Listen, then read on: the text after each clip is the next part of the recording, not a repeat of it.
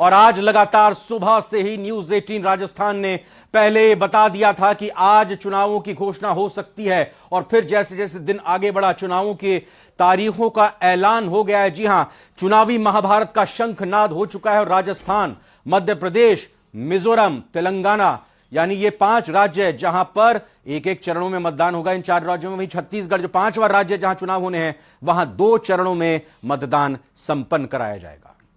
तो तारीखों का ऐलान हो चुका है और घमासान जाहिर तौर पर पूरी तरह से छिड़ चुका है। 5 राज्यों में चुनावी महाभारत का यह शंखनाद हुआ है। राजस्थान की तारीख बहुत महत्वपूर्ण हो जाती है 23 नवंबर को।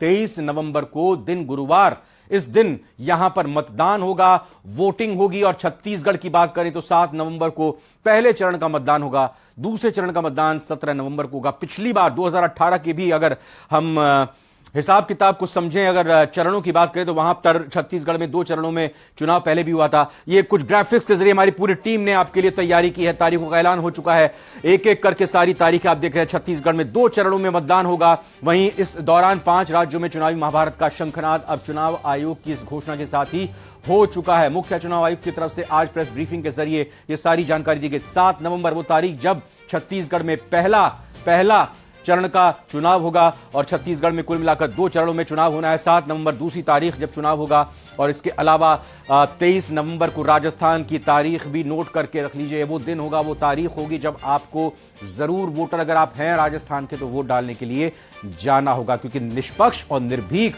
और स्वतंत्र चुनाव कराने के लिए यहां चुनाव आयोग की तरफ से तो तैयारी की गई है।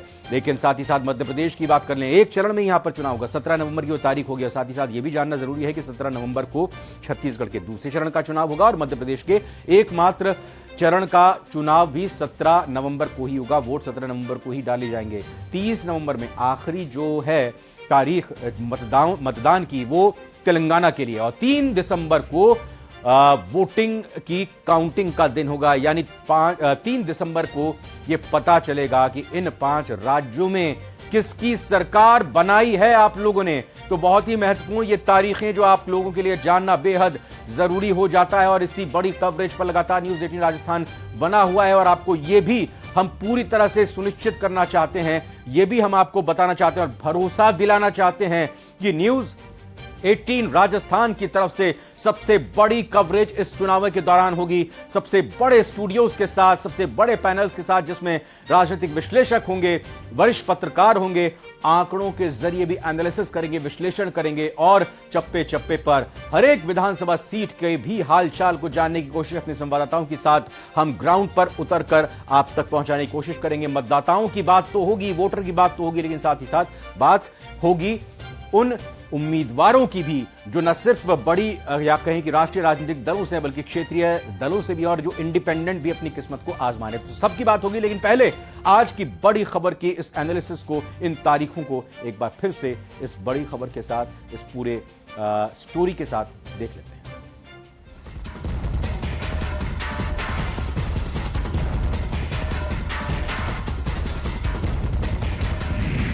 5 राज्यों में चुनावी महाभारत का शंखनाद।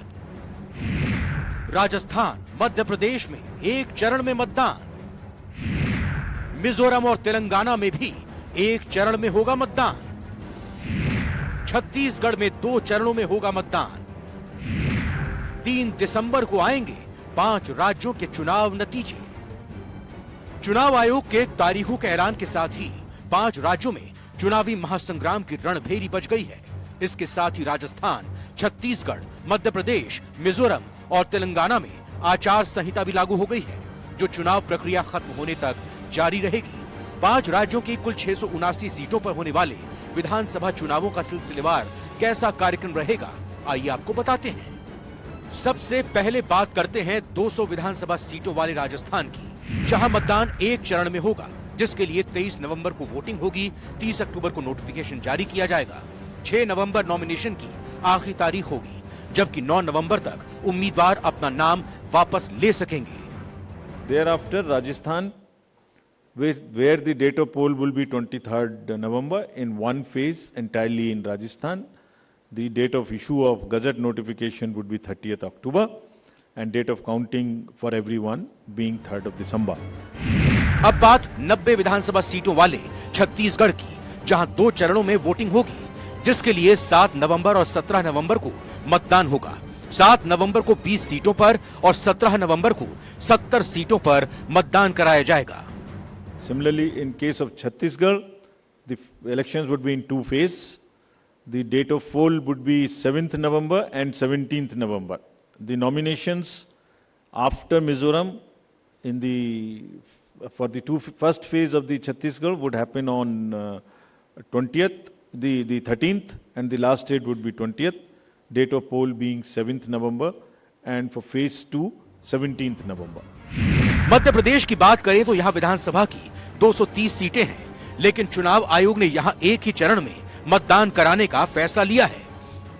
मध्य प्रदेश में एक चरण में 17 नवंबर को मतदान होगा, यानी छत्तीसगढ़ में जब दूसरे चरण का मतदान होगा उसी दिन मध्य प्रदेश में भी मतदान होगा।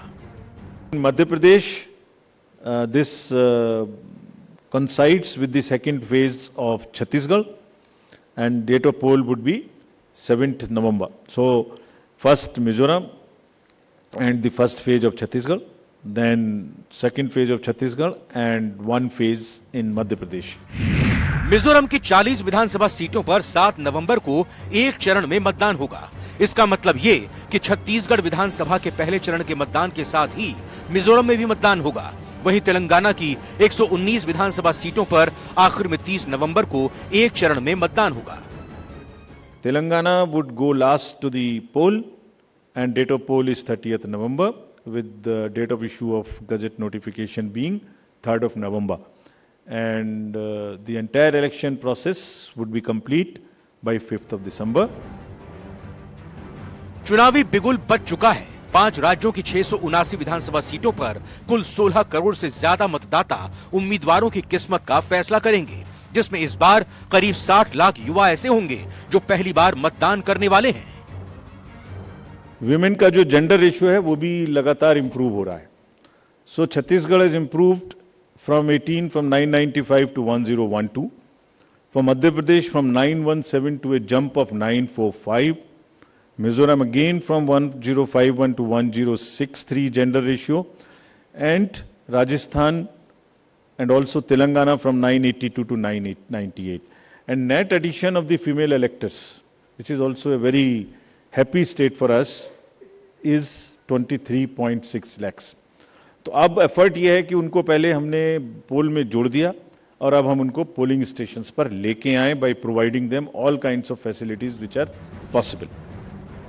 सत्ता के संग्राम में 3 दिसंबर को नतीजों के साथ ही युद्ध विराम हो जाएगा, लेकिन जब तक तस्वीर साफ नहीं होती तब तक सत्ता पक्ष और विपक्ष जीत के दावों का ढोल पीटते रहेंगे। Bureau report, news 18 Rajasthan. तो चुनाव आयोग ने आज प्रेस कॉन्फ्रेंस कर 5 राज्यों में चुनावों की तारीखों का ऐलान कर दिया और राजस्थान की सभी 200 विधानसभा सीटों पर एक ही चरण में 23 नवंबर को वोटिंग होगी।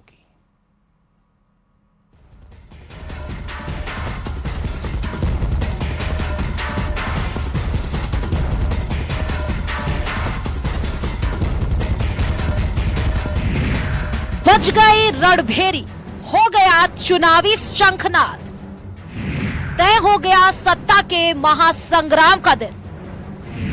23 नवंबर को वोटिंग, 3 दिसंबर को नतीजे। राजस्थान विधानसभा चुनाव की घोषणा के इंतजार की घड़ियां खत्म हो गई है। चुनाव आयोग ने राजस्थान विधानसभा चुनाव की घोषणा कर दी है। राजस्थान में एक ही चरण में चुनाव होगा और 23 नवंबर को मतदान किया जाएगा और परिणाम 3 दिसंबर को आएगा।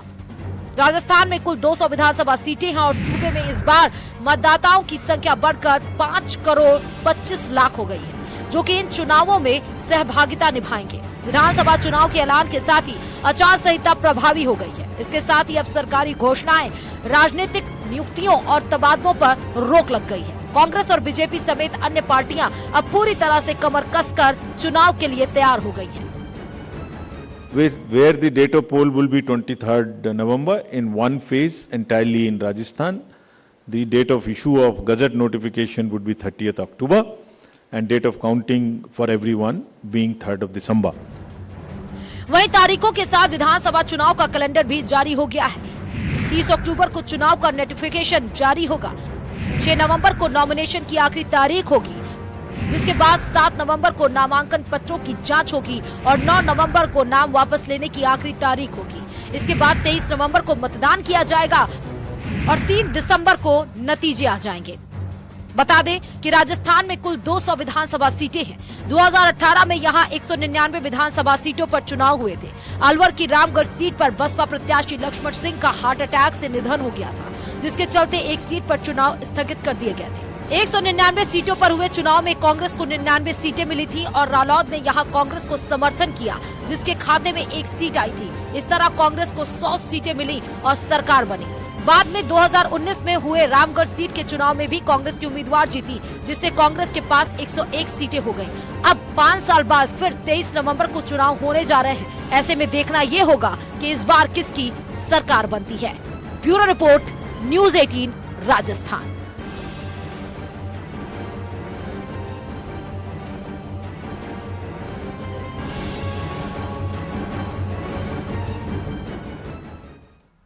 रणभेरी बजी, शंखनाद हुआ, 5 राज्यों की चुनावों की तारीखों का ऐलान हुआ और राजस्थान की क्या स्थिति है वो हमने बताई। और उसके कुछ ही घंटों के बाद भारतीय जनता पार्टी की तरफ से राजस्थान में विधानसभा चुनावों के लिए पहली लिस्ट जारी कर दी गई और इन लिस्ट में जो मुख्य बातें हैं वो लगातार ग्राफिक्स के जरिए यहां पर हमारी टीम ने तैयार किए आपके सामने आ रहे हैं। बताते चलते 41 सीटों का ऐलान हुआ है, बाकी का भी इंतजार है।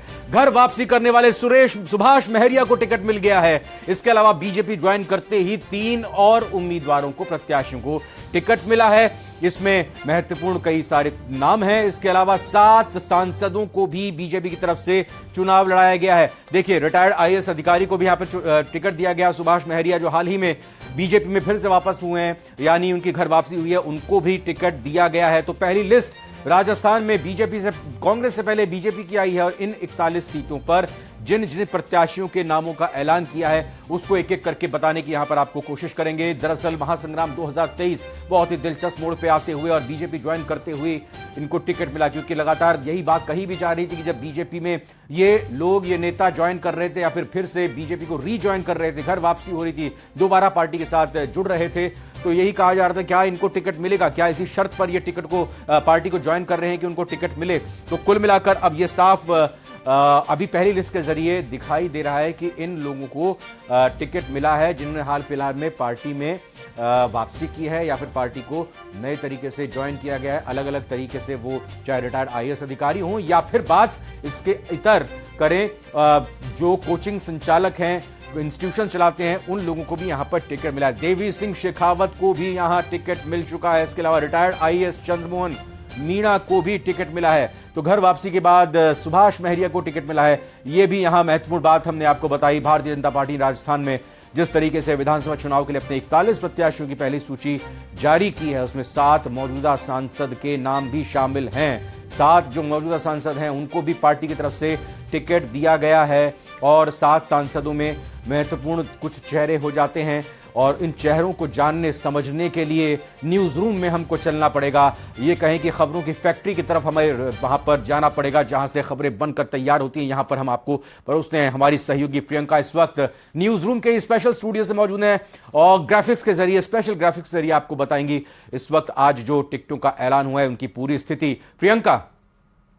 बिल्कुल रविंद्र, आज का दिन बड़ा ही महत्वपूर्ण रहा, जहां एक और इलेक्शन कमीशन ने प्रेस कॉन्फ्रेंस करते हुए 5 राज्यों में जहां पर विधानसभा के चुनाव होने वाले हैं वहां पर तारीखों का ऐलान किया। तो वहीं दूसरी ओर बीजेपी ने उम्मीदवारों की पहली लिस्ट जारी करते हुए सभी को चौंका दिया। किसी को उम्मीद नहीं थी खैर कि आज बीजेपी उम्मीदवारों की लिस्ट जारी करेगी, लेकिन जैसे ही चुनाव के तारीखों का ऐलान इलेक्शन कमीशन की ओर से किया गया, महज उसके 4 घंटे के भीतर ही 41 उम्मीदवारों की लिस्ट बीजेपी ने जारी कर दी। और जिस तरीके से लगातार हम पहले से ही बता रहे थे रविंद्र की एमपी का फॉर्मूला राजस्थान में भी यूज किया जाएगा, कुछ ऐसा ही देखने को मिला। और 7 सांसद, 41 उम्मीदवारों में से 7 सांसदों को मैदान में उतार दिया गया है। अगर हम लिस्ट की बात करें तो ड्रोन के जरिए आपको नई तकनीक के जरिए बताएंगे कि कौन कौन से वो उम्मीदवार जिन्हें इस मैदान में उतारा गया है। बीजेपी ने एक बड़ा भरोसा इन सभी उम्मीदवारों पर जताया है।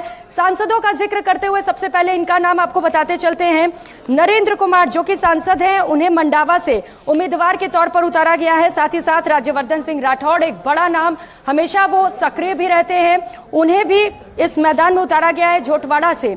और इसके साथ साथ दिया कुमारी पर भी बीजेपी ने भरोसा जताया है और विद्याधर नगर सीट से इन्हें उम्मीदवार के तौर पर उतारा गया है। श्री बाबा बालकनाथ जो कि सांसद है, उन्हें तिजारा सीट से उतारा गया है। साथ ही साथ चूंकि हम सांसदों की बात कर रहे हैं तो इसमें किरोड़ी लाल मीणा का नाम हम कैसे भूल सकते हैं, लगातार सक्रिय रहते हैं, जहां भी प्रदर्शन होता है बीजेपी का नेतृत्व करने पहुंच जाते हैं। उन्हें भी सवाई माधोपुर से टिकट दिया गया है।